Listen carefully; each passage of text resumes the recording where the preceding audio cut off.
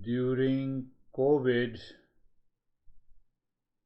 we used to have a mask to prevent the infection. We used to rub the sanitizer in our hands before we touch anything, even after touching anything. We used to rub the sanitizer so that infection cannot touch us. Living in the same world. You have to live into the same world, whether it is an infectious world or not. So that sanitizer or that mask is listening and learning regularly, and discernment and dispassion are the great sanitizers, which helps us to get away from the delusion, attachment, or detachment. If we don't use that sanitizer and we enter into the world, there is every possibility that we get infected.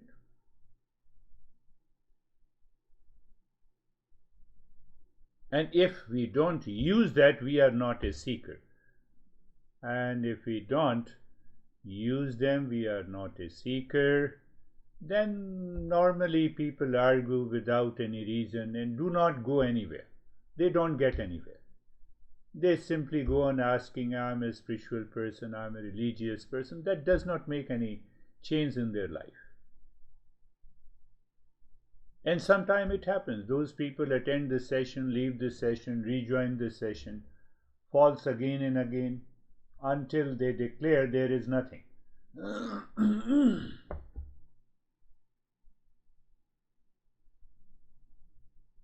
If we enter into the world every day, the moment we wake up in the morning, we enter into the world.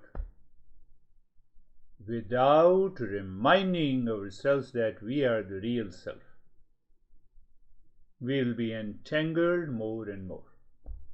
Suffering will continue to be there. We are not saying that you leave your honey, you leave your children, you leave your money. No.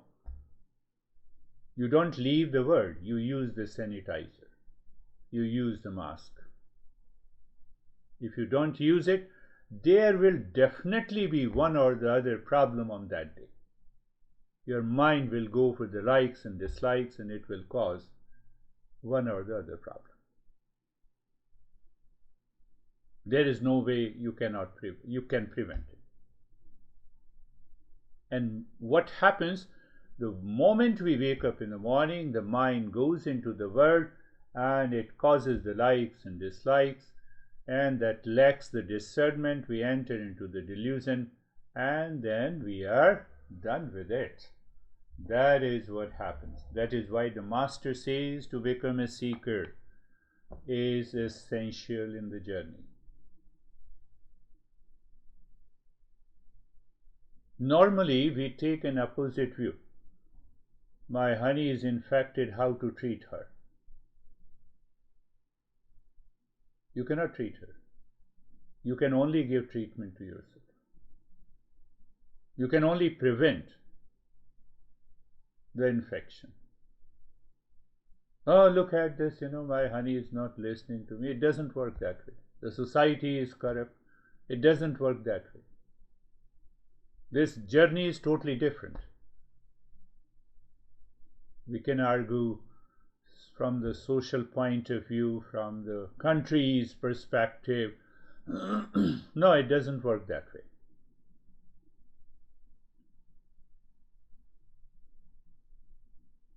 What happens when we are a seeker? What happens? We have also to understand, so that our mind goes back again and again to listening and learning, contemplation and reflection, and we start living in discernment and dispassion. Great Master Ramakrishna used to say, a maid servant in your house or a house of a rich man performs all the household duties.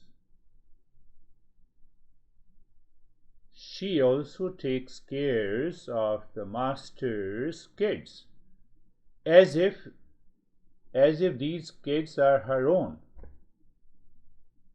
But her thoughts and mind is already fixed on her children, her own home. You wake up in the morning, your mind is totally fixed on the real self while performing all the duties of the day. Continue working. I have a task of teaching and guiding, so let me do it.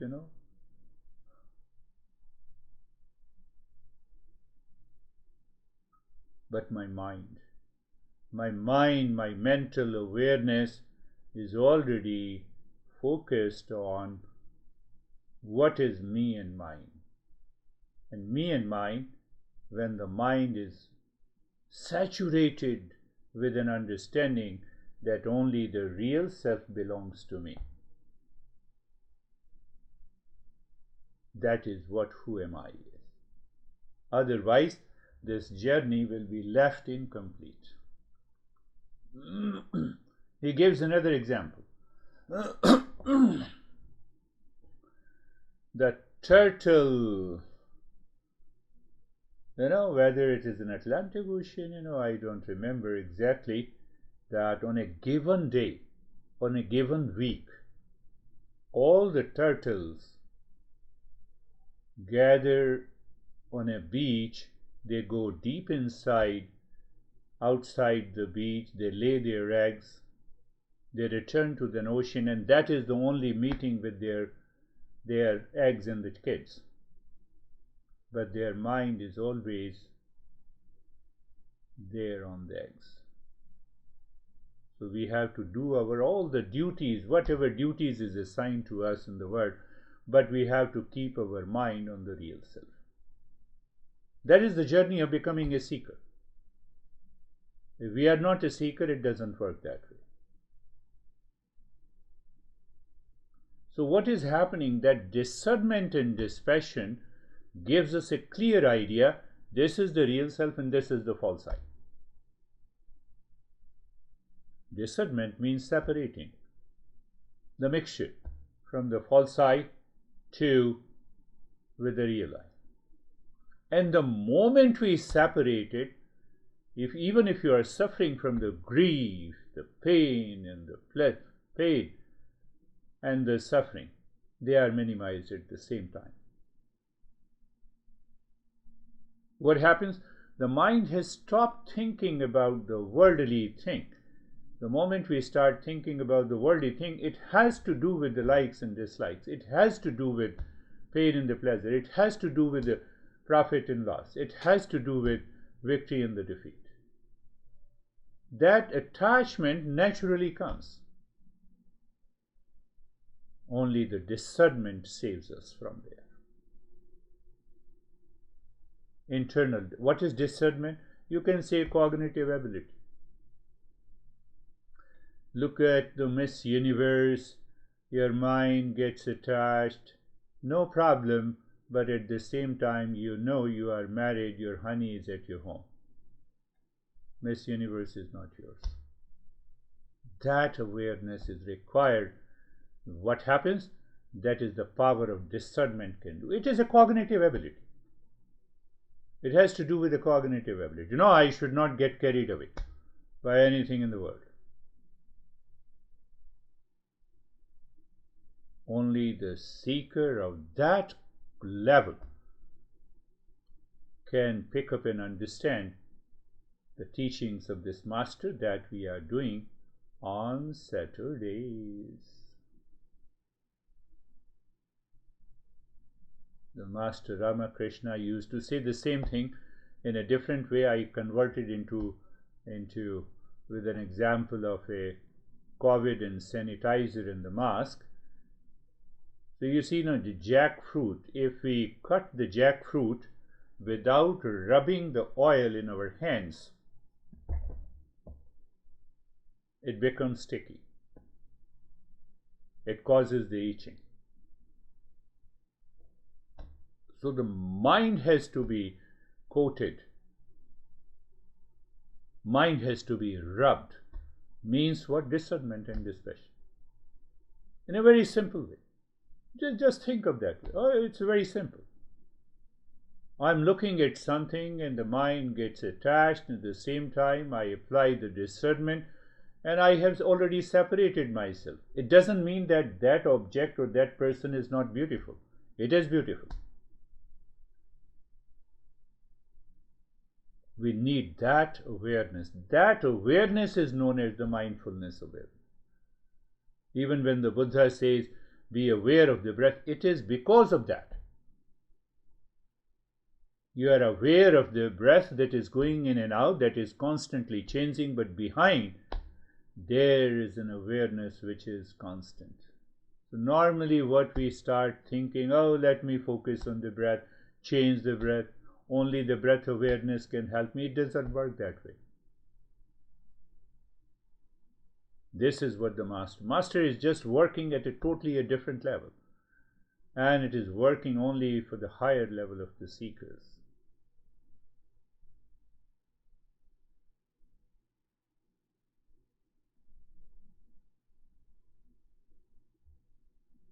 He gives another example. To get the butter from the milk, you must let it set into the curd.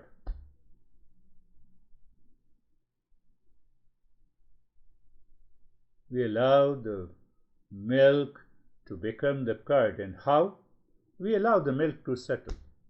You allow the mind to settle into the discernment and dispassion. So what is the message? That once you listen and learn with the teacher, you do the repeat listening, because then you are alone. And then check, is your mind ready to contemplate and meditate? Is it really interested? Repeat listening, what happens? The mind is distracted at many places. Then we know whether we are a seeker or not. So, if mind is distracted, we listen it again, we contemplate and reflect again. We check where the mind is going. Again, we return to a state of discernment, viveka. And then we see that the mind is not disturbed while listening and learning alone. That is the meaning of doing the practice in a solitude when we are alone. Same thing. The milk is allowed to settle to become a curd, and then we churn it to extract the butter. Here the butter is the real self. What a beautiful example. And this master had never studied any text. That is the beauty.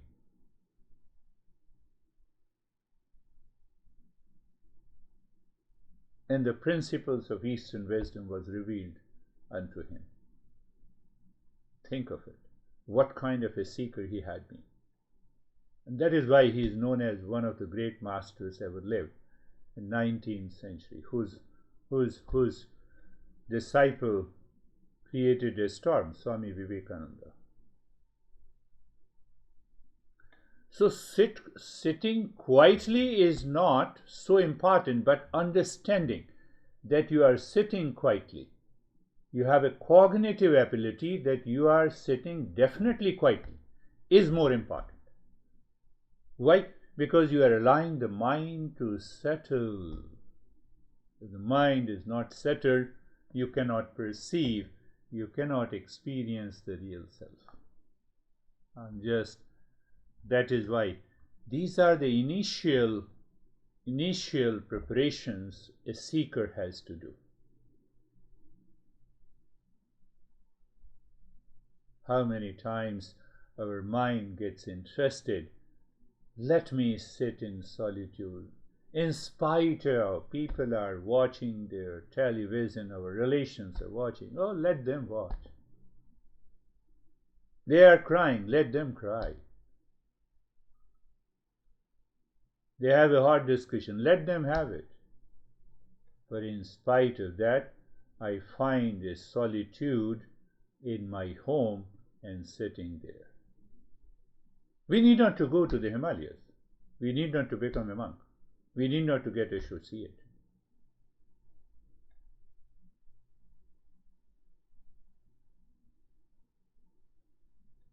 So we take the power of discernment and dispassion easily. We take it for granted. No, we have to constantly, I'm sitting here talking to you. What is going on in my mind? Am I aware? I'm just aware and leaving those thoughts. Let it go and let it come. Let me remain focused on what I am doing.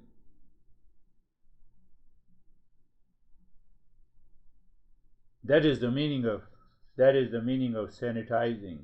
Let the COVID virus come and go. They are present, still they are present. We have already developed an immunity. It's a cognitive ability, it is an understanding. It is a level of awareness that we have to follow.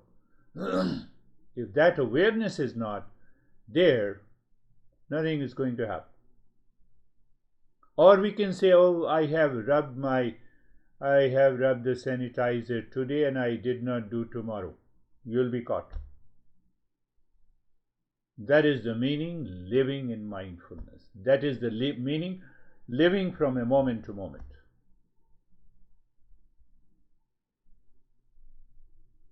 It seems you are careless after rubbing the sanitizer in your hand and the mask on your mouth. You're totally careless. No, internally you are aware. Internally you have that cognitive ability. If that cognitive ability is there, what is cognitive ability? It is knowledge, it is understanding. Nothing more than that. Oh, we can use the cognitive ability and you start thinking about it. No, simple, it is understanding. What is understanding? It is awareness.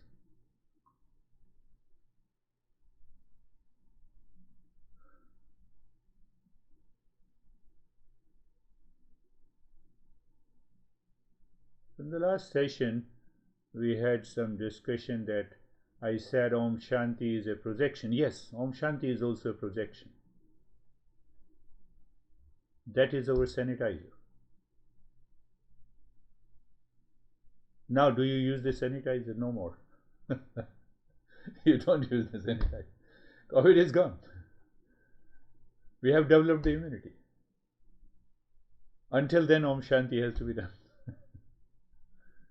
Hey, it is not required. Now it is not required. Nobody uses. Even, some of the doctors say, no, keep using it. It may return. We don't use it. But obviously, it is our understanding that, yes, we are aware. If we don't use it, may return. Om Shanti, any mantra, any practice of meditation, for that sake. We have to use them, we have to do the practice until we recognize it is not required. Who recognizes? You recognize. What do you recognize? Again, I'm going for cognitive ability. You are living in the world, you wake up in the morning, and your mind is not at all attached. It looks at the world of the people, relations, things. What happened yesterday, your mind does not repeat it. Somebody said you something, you are entering into the jealousy or hatred. No, that is not there in the mind. Already you have rubbed it. Think of this. We get away with millions of the thoughts after many weeks, many months.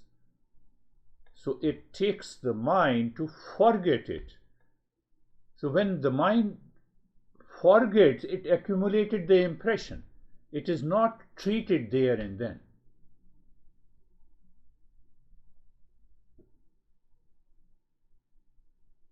We didn't use the sanitizer, and then we got infected, and then we start thinking what happened. Oh, did I touch the vegetables, that we bought it, or something else, or my friend has come to me? We start thinking, we get confused. That is the journey.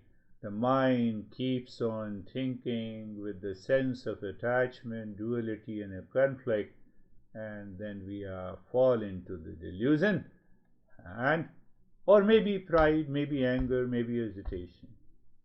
We are lost.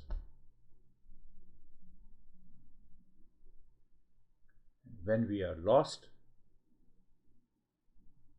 lost means we are ignorant. Lost means that now my mind does not have an idea and a thought and understanding of what is real self, because I'm totally engaged in the false self, false self.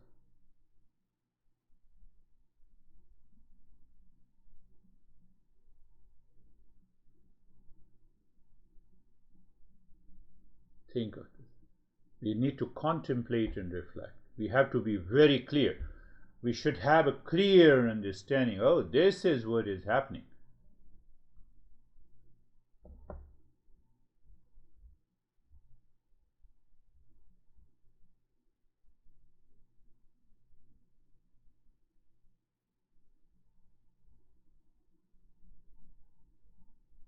So again, let me summarize it again, what we discussed until now.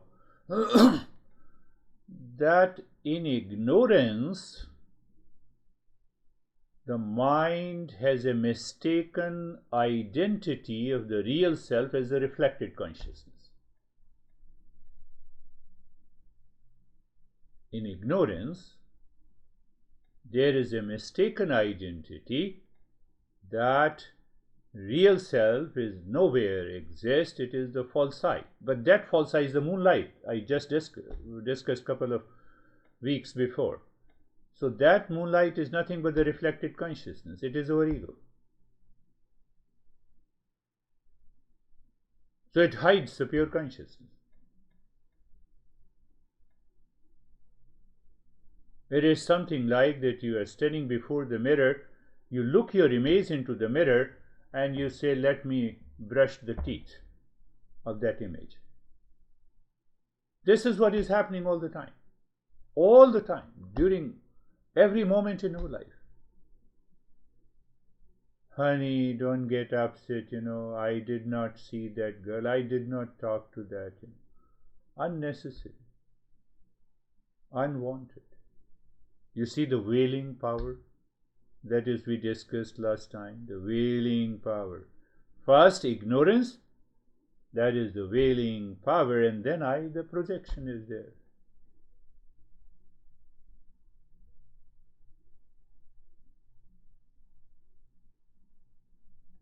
This is what happens in the life, all the time. Otherwise, we are always free. We need not to become free. We are free.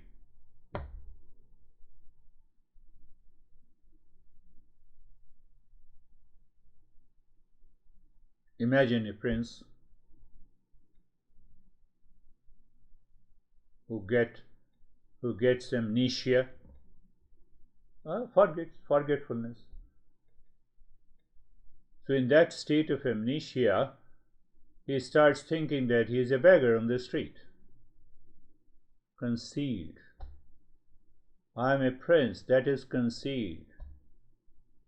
He has forgotten his true identity. It is concealing. It is the wailing power. Pay attention. Why he forgets? Because of the ignorance. And then the projection. First he concealed, forgotten. Second power of ignorance, projection. So what now? He lives with the projection. What is his projection? He is a beggar. He is so poor. He has to beg. So he starts begging. We have to be very careful. Two powers of ignorance. One is concealing. What is concealing? He is not a prince, he is a beggar. and then he identifies with being a beggar. That is why he is suffering. He keeps on begging.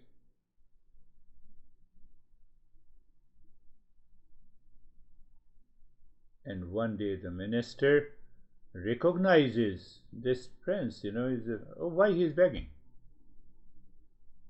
Goes to him and reminds him he is actually the prince. See what happens.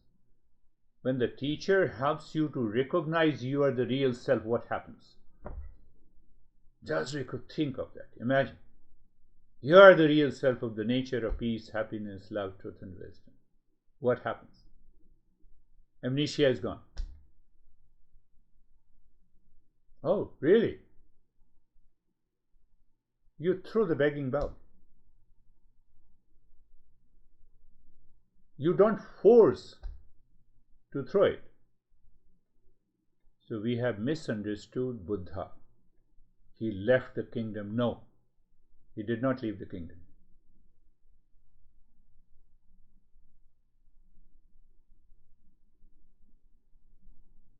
Normally we refer to Buddha, look at him, what he did. No, he did not leave the kingdom at all. He found no utility of that. He awakened to that reality. In the midnight, he left his wife. That is how we have to use the language. He left his wife and his son. The last time he saw. No, he saw it again. When he got enlightenment, he returned to the same kingdom. Look at this power of concealing and power of projection. So there was a heightened level of dispassion at the time he left. He returned to the kingdom, knocked the door. I think I repeated that story a couple of times. Now see the attitude of his father and his wife. His wife said, "No, I will forgive you, come on. I know you have been engaged with all kinds of pleasure, so I allow you to come in." Father said, "I will give you the kingdom, provided you leave these orange-colored robes."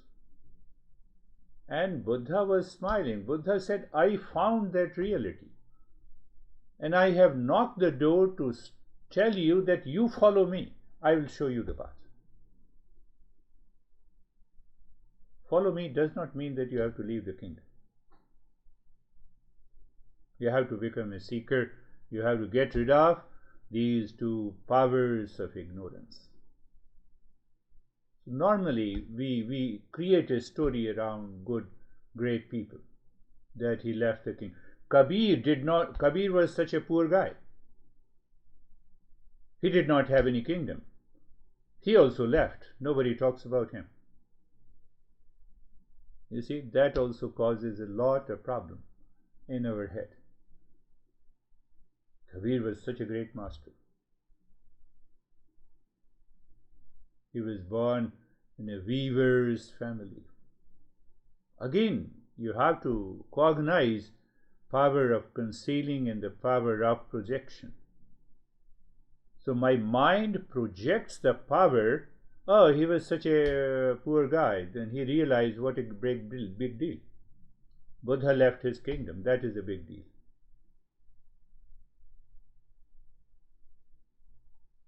Think. It is important for us to understand that.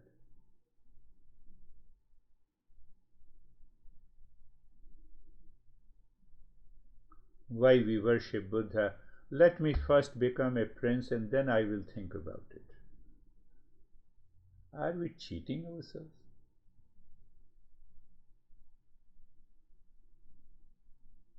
The power of projection continues to work when I follow Buddha.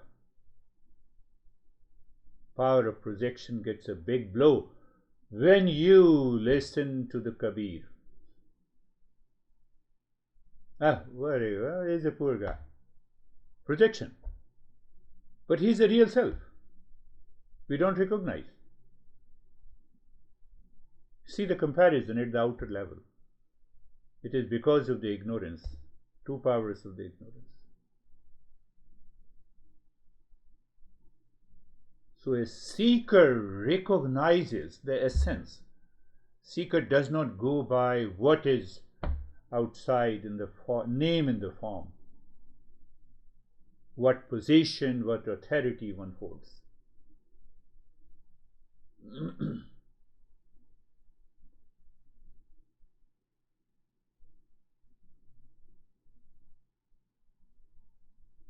So our discernment is not complete if we look at any one or these masters with an eye of the projection. So that mind's eye of the projection continues the ignorance.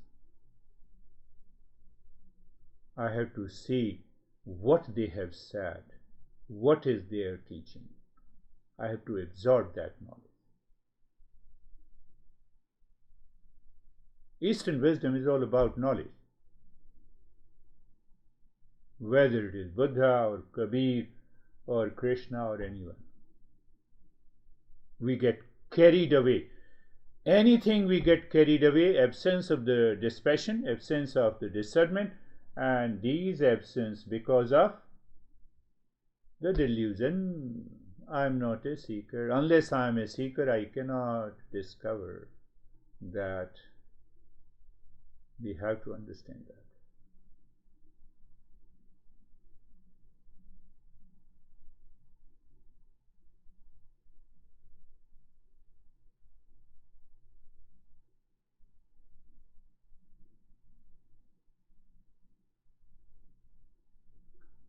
How much time it takes for the prince to leave the place of the begging, leave the bowl.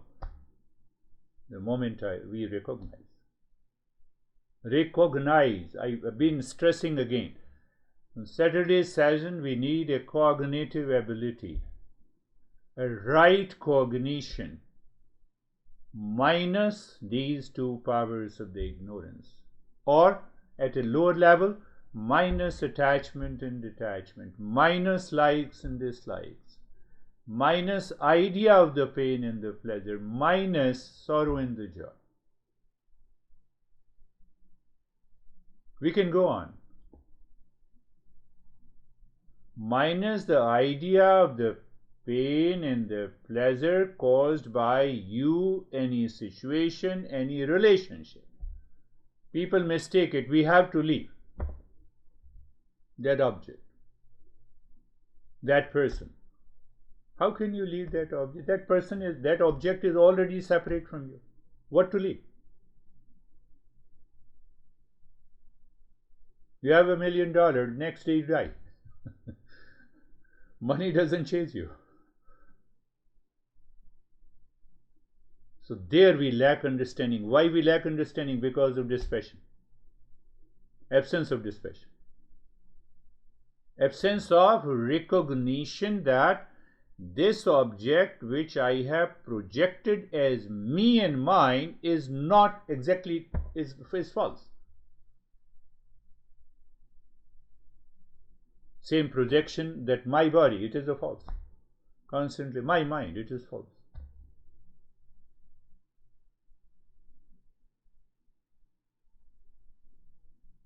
Think.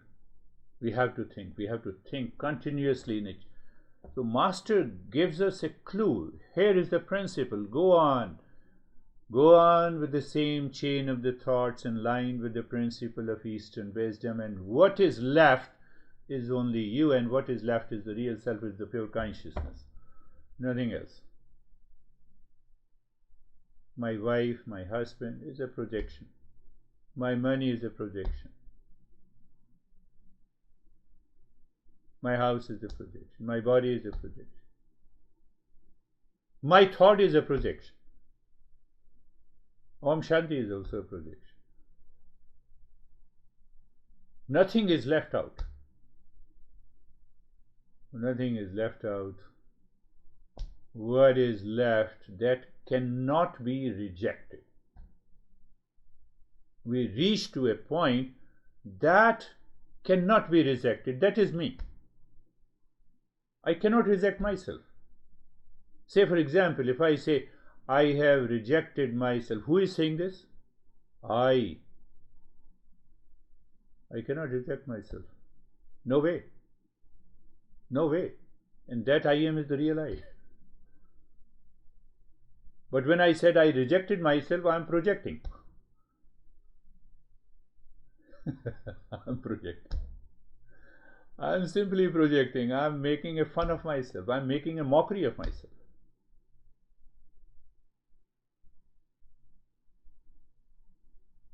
It is that beauty of the wisdom. By understanding only, we live in the state of mindfulness all the time.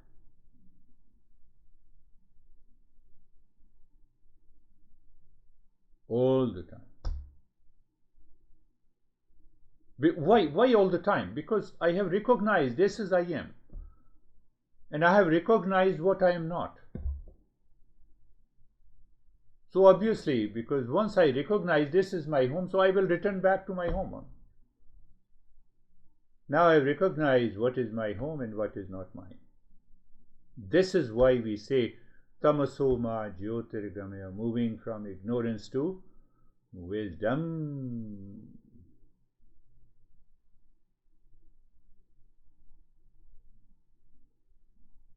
So that is why this master says we need not to do anything, we need to rediscover. You go back where you think you are, contemplate and reflect. Reject the projection and reject what is concealing you behind.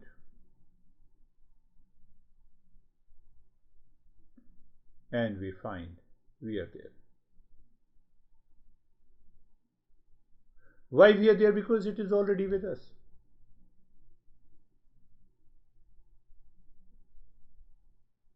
So you see, from a different perspective, if I have to earn money, I have to make an effort. Money is outside, money is with you, so I have to take the money from you. So I have to make some effort.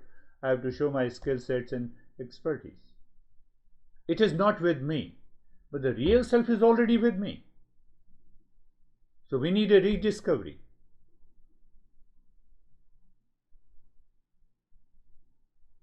To discover anything in the world or invent something, obviously it is the material object, this is not me. But what is already me, that is already present here and now, I have to rediscover.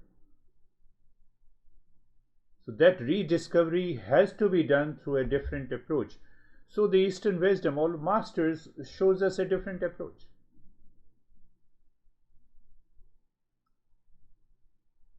That is all we are doing. It's as simple as that.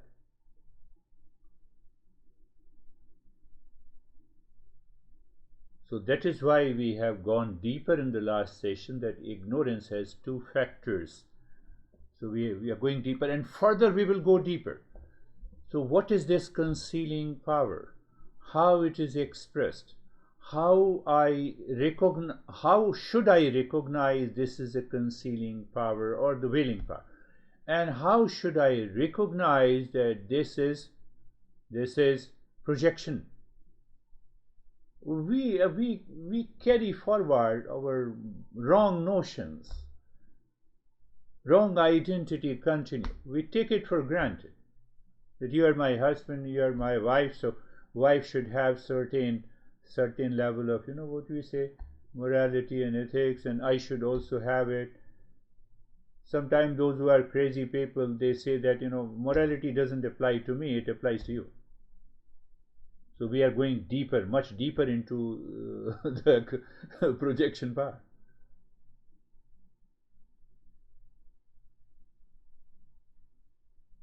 We do not stop only the ignorance is definitely the cause of suffering, but then we explored the ignorance's two power, the power of concealing, or the power of hiding, or the power of veiling.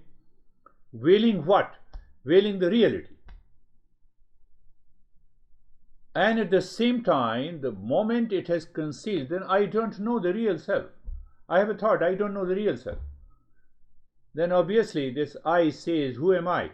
I'm the body and the mind. Done. So the projection power also comes. So both works together. Where it is working in the mind. Why it is working in the mind? The mind lives in ignorance, not the real self. What we have to do? We have to put the knowledge where the ignorance is. Where the ignorance is, it is in the mind. That is why we are talking. That is why we are using this thought process. Because of the thought process, we had the ignorance. We had the mistaken identity. So we have to use the same thought process. We have to use the same thought process. So when you understand this, the message of the Master, you know, oh, that is why discernment and dispassion is required.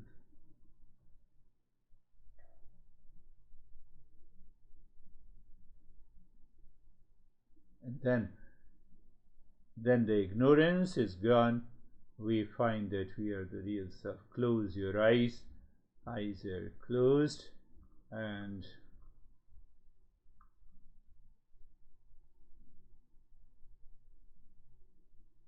pay attention. Eyes are closed. You are aware. Eyes. Whose eyes? Your eyes. You see the projection? I have not to see others' eyes are closed or not. Mind has a chain of the thoughts, has a mistaken identity, and once you say, my eyes has to be closed, you have already created a projection. But when we are aware, we know what it means. So what it means? It is being used to be comfortable. And another message, that the sense organ cannot find the real self. So we close the eyes. It is symbolic that no sense organ can help me know the real self.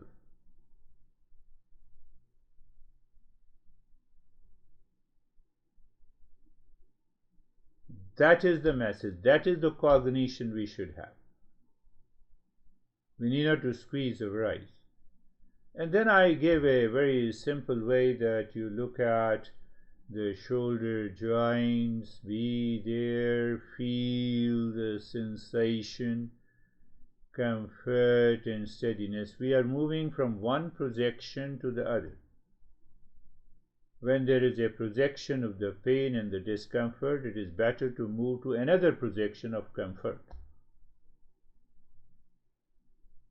And from the projection of that comfort, we move deeper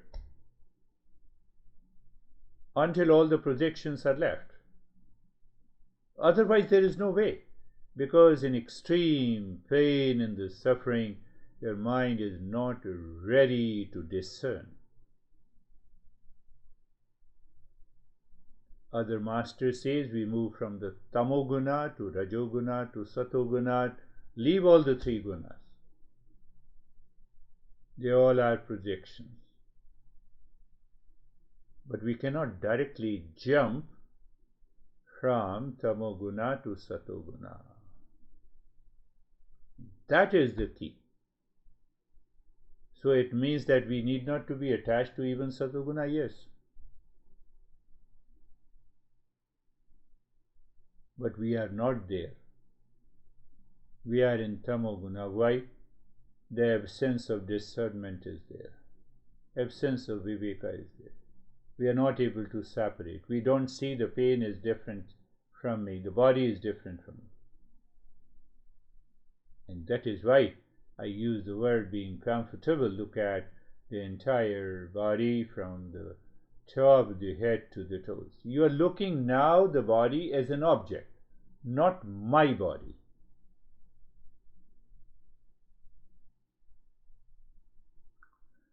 When you look at the body as an object, so you have an objective experience. What is that experience? Sensation, comfort, and steadiness. That is also an object. Know me and mine. Oh, yeah, that looks pretty good. And then what? Then we look in the space or the darkness, and that space and the darkness, that space is awareness, and awareness is the space. Can you reject awareness? Reject it. If you say, I reject awareness, so I have to ask you, who is rejecting? That itself is awareness. And it will continue. It will never come to an end. So mind says it is just an awareness. That's done. Ignorance is gone. Cognitive understanding. I told you. I've been saying it.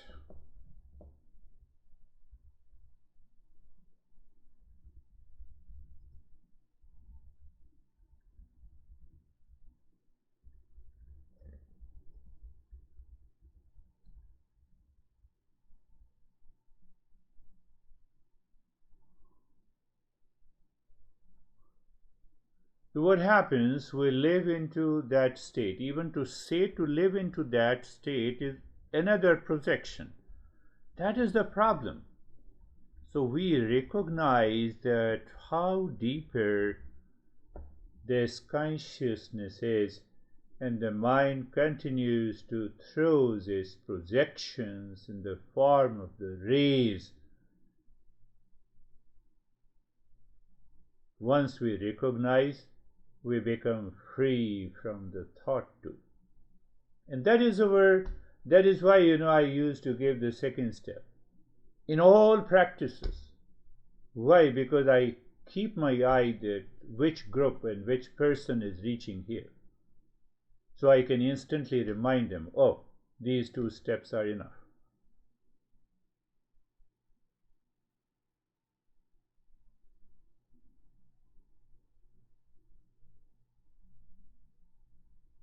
Why, you play a trick, yes.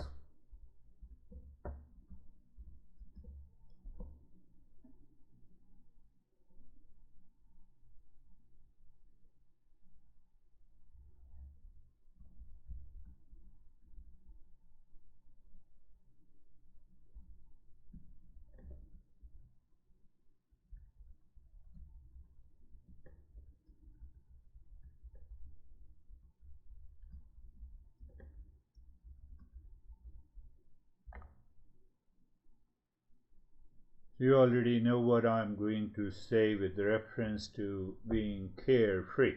I'm just reminding you, we're not following any practice. Again, you see the cognitive ability. Thoughts are coming and going. Did you invite them? No. Did they come on their own? Yes. So we give that thought coming and going as a lane 1. So simple. Don't you recognize the name of the street? Same way. What effort you need? Okay. And now we are aware who has labeled this as a lane 1. That is a knower. That is a lane number 2. That is the seer. Because without seeing, how can I label? Oh, yes. Oh, that is a knower. That is a seer. That is normally in India is used as a preksha or vipassana or witness. We misuse these words.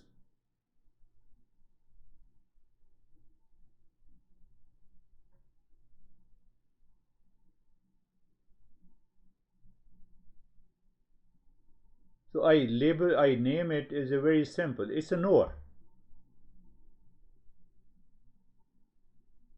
So that is the lane 2. Why I say lane 1 and lane 2? Because these 2 lanes are separate. To just give a birth to a discernment that they are separate. I and thoughts are different. whether it's the my thought is not I. Knower cannot become the known.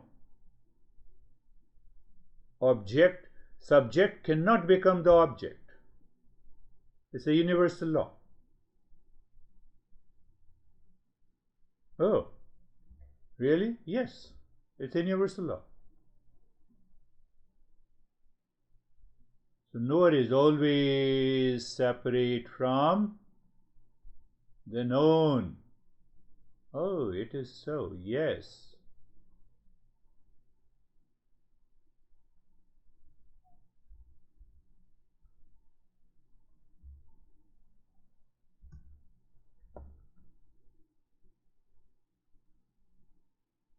So ask the mind what I need to do. I need not to do anything. They are separate and I am aware. Let us go little, so-called little deeper. Again, I am using the word. So what is my standpoint? What is my cognition with reference to the body? Body is an object and I am the knower of the body. They both are separate. Finished.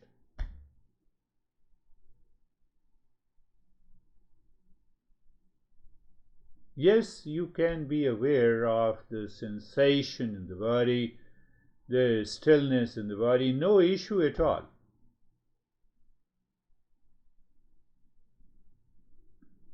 Body possesses the wealth. The body has been labeled as a prince or a beggar. Not the mind at all. Mind uses the mistaken identity as an expression, but the label is given to the body as a prince or as a beggar, or Buddha or as a Kabir. Why we are not able to digest? Absence of discernment.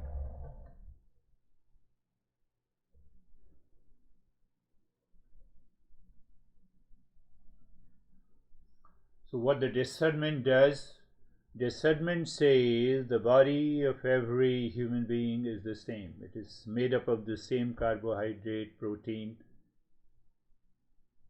Even though it appears different as a name, in the form, as a height, as a weight, as a color, but still all are made up of the matter. Oh, so whether it is Buddha or Kabir, you or me. This is discernment. Also, there is a common element is the matter, yes. And who recognizes the matter? I. Who is this I? Is the knower. And the knower is always separate from what I know. I know the body. I am a knower of the body. I am totally different and separate from the body, independent of it.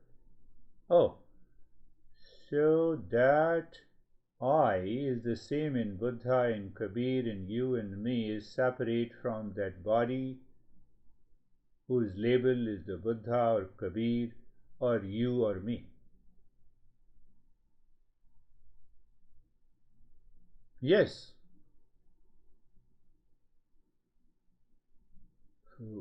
For here we need an extraordinary awareness. What is this extraordinary awareness? Higher level of dispassion or discernment. I'm making it very simple today. Oh.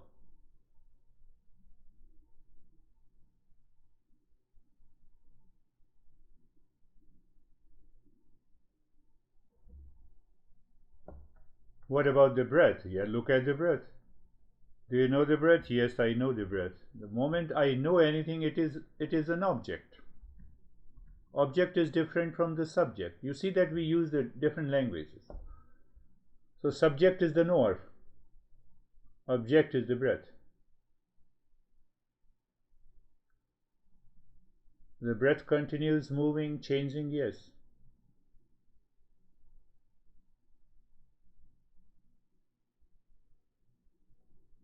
Did the I change? That I which was separate from the body, that I which is looking at the breath. No, the eye is the same.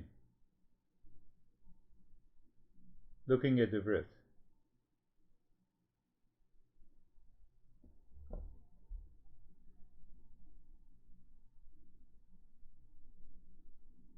What is looking? It's a cognition.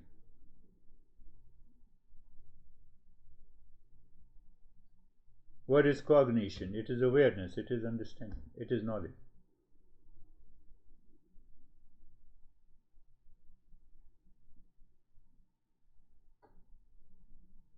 So in our tradition we say you have already gone deeper into the breath. Go a little deeper, so we find the mind. So we come to the lane 1 and lane 2 again.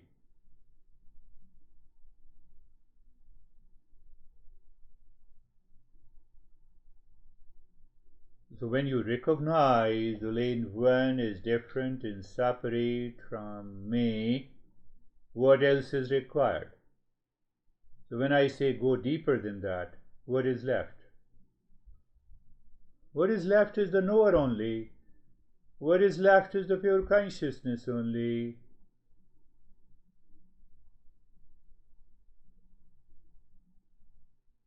Is that I am? I need not to say.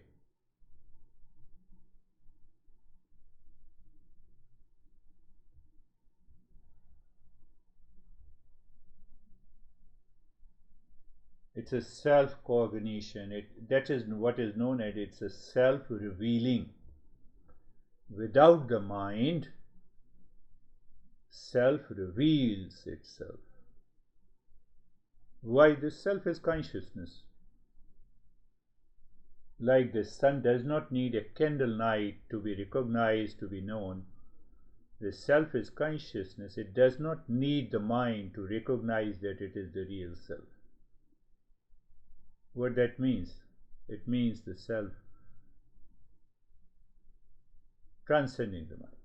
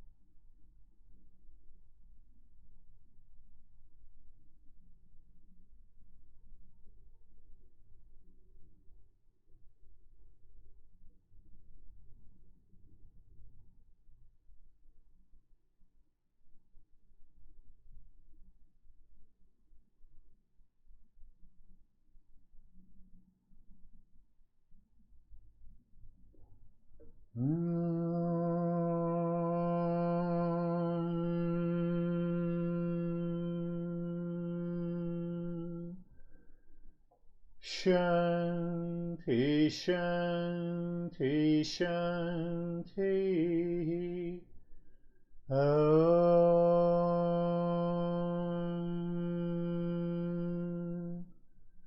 Shanti, Shanti, Shanti. Om.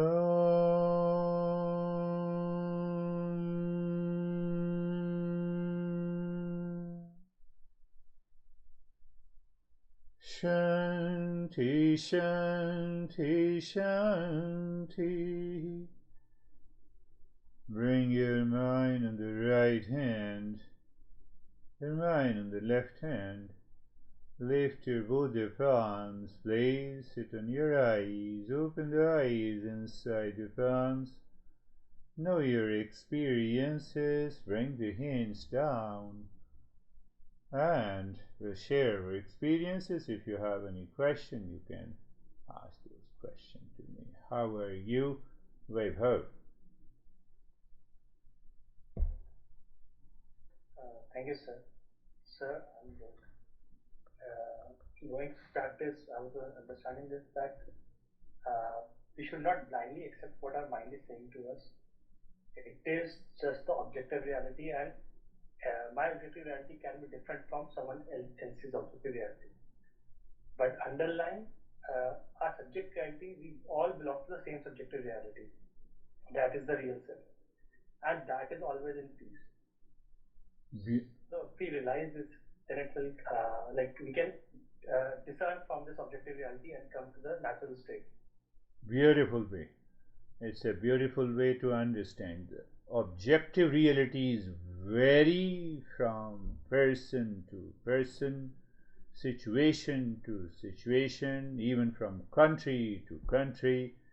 It has many shades, colors, events, incidents.